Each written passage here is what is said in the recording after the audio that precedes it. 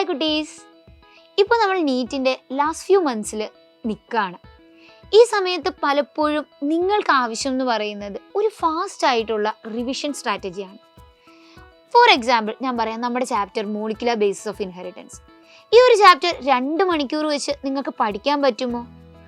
ഒന്ന് റിവൈസ് ചെയ്ത് നോക്കണമെങ്കിൽ തന്നെ നിങ്ങൾ ഒരു ദിവസം ആ ബുക്ക് എടുത്താൽ ചിലപ്പോൾ അന്ന് ഫുൾ ഡേ ആ ഒരു ചാപ്റ്ററിന് വേണ്ടി സ്പെൻഡ് ചെയ്യും.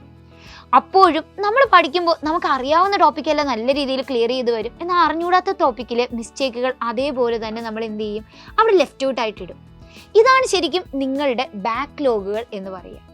അപ്പോൾ ഈ ടൈമിലും നിങ്ങൾക്ക് നോർമലായി പഠിച്ചു വന്നൊരു കുട്ടിയാണെന്ന് തന്നെ ഇരിക്കട്ടെ, ഒരു ഫുൾ ഇയർ റിപ്പീറ്റ് ചെയ്തു, എന്നാലും കുറേ ചാപ്റ്റേഴ്സ് അവിടെയും ഇവിടെയും തൊടാതെ ചില ടോപ്പിക്സൊക്കെ ഒത്തിരി ഒന്ന് കൺഫ്യൂസിങ് ആയി നിൽക്കുകയാണ്. ആ ചാപ്റ്റേഴ്സൊക്കെ മാറ്റി വയ്ക്കുമ്പോഴാണ് നമുക്കിത് ഭയങ്കര സീരിയസ് ആയ ഒരു വലിയ ബാക്ക്ലോഗ് നമ്മുടെ തലയിൽ ഉണ്ട് എന്ന് ഫീൽ ചെയ്യുക. ഈ സമയത്ത് നിങ്ങൾ എന്തായിരിക്കണം ചെയ്യേണ്ടത്? അതിനുവേണ്ടിയാണ് നിങ്ങൾക്ക് XPL റിവിഷൻ ക്ലാസ്സുകൾ ഉള്ളത്. For example, molecular basis of inheritance പോലൊരു വലിയ ചാപ്റ്ററിനെ ശരിക്കും 2 പാർട്ടായി സ്പ്ലിറ്റ് ചെയ്തുകൊണ്ട് 4 hours ലെക്ചറിൽ നിങ്ങൾക്ക് കംപ്ലീറ്റ് ചെയ്യാം. ആൻഡ് ഈ 4 hours ലെക്ചർ കാണുമ്പോൾ നിങ്ങൾക്ക് അറിയാവുന്ന ടോപ്പിക്കുകളെ നിങ്ങൾക്ക് ക്ലിയർ ആയി ഒന്ന് മനസ്സിലാക്കാനും അതുപോലെ അറിഞ്ഞൂടാത്ത ടോപ്പിക്കുകളെ അപ്പോൾ ക്ലാസ്സിൽ നിന്ന് അണ്ടർസ്റ്റാൻഡ് ചെയ്യാനും പറ്റുന്ന ബെസ്റ്റ് ലൈവ് ക്ലാസ്സസ് ആണ് നിങ്ങൾക്ക് ലഭിക്കുക.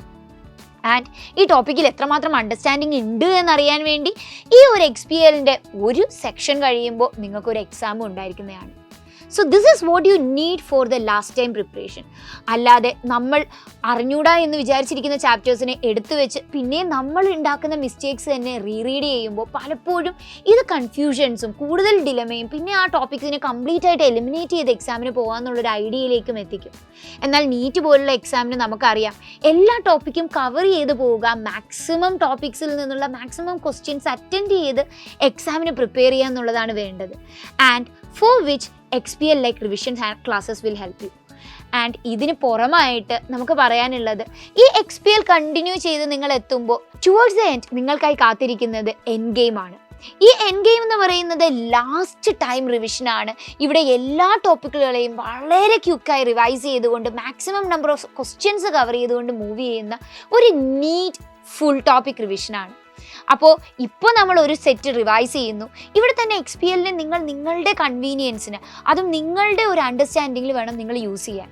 ഇപ്പോൾ ഒരു chapter for example living world നിങ്ങൾക്ക് കംപ്ലീറ്റ് ആയി അറിയാമെങ്കിൽ ആ ഒരു ക്ലാസ് നിങ്ങൾ അറ്റൻഡ് ചെയ്യേണ്ട ആവശ്യമില്ല. പകരം നിങ്ങൾക്ക് അറിഞ്ഞൂടാത്ത ഒരു ടോപ്പിക്കിനെ നല്ല രീതിയിൽ വായിച്ചിട്ട് നിങ്ങൾക്ക് ആ ടോപ്പിക്കിൻ്റെ ക്ലാസ്സസ് മാത്രം അറ്റൻഡ് ചെയ്യാവുന്നതാണ്. So choose the topics that you don't know. ആ ക്ലാസ്സുകളെല്ലാം അറ്റൻഡ് ചെയ്യുക.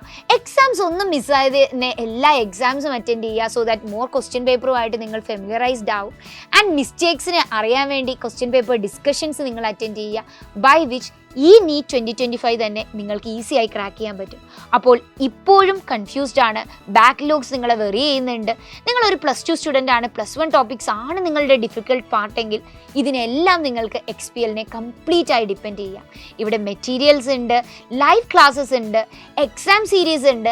ആൻഡ് XPL എടുക്കുന്ന എല്ലാ കുട്ടികൾക്കും എൻഡ് ഗെയിം കംപ്ലീറ്റ്ലി ഫ്രീ ആണ്.